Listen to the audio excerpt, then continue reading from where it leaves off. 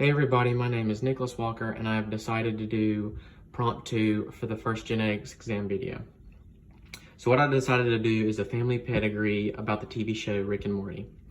So a little bit about this show is that Rick and Morty go on crazy adventures throughout the galaxy. Well, Rick is considered one of the smartest people in the galaxy.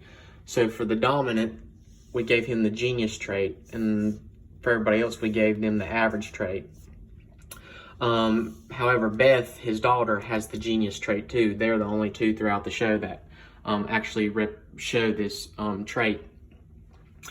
So Morty, Summer, and Jerry, all three do not, and they're all recessive. They have the average. So we want to look at the modes of inheritance and trying to see which ones work. The only one that works is the autosomal recessive. That's the only one that is consistent throughout the whole pedigree. And for this reason, we want to look at autosomal dominant first. So we have Rick and Beth both have to have at least one big D. And then since it's autosomal dominant, that means that Jerry, Summer, and Morty have to be little d. And that's not consistent with Beth because she has to be a big D, but they also have to be little d. So that's not consistent. That wouldn't pass on correctly. The autosomal recessive does work. Little r, because that means Rick would be little r, Beth would be little r, and then we would assume Jerry would be big R, because there's less of a chance of being heterozygous and more of a chance of being big R.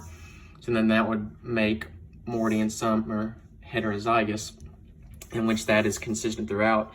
And then even though we don't know Diane's genotype, we can assume that it can be little r, in which it can pass on to Beth correctly.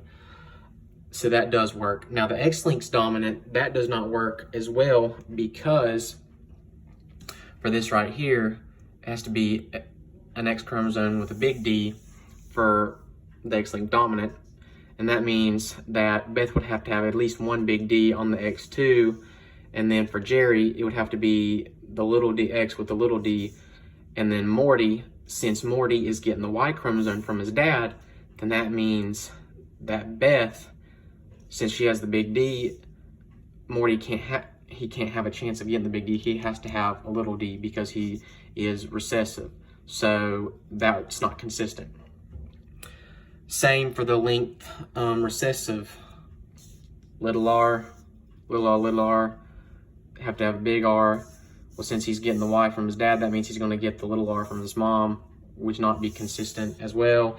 And then the X, the Y-linked one, would be passed from his father to his son. Well, since they don't have the genius trait, Jerry cannot pass it to Morty. So thank you for listening.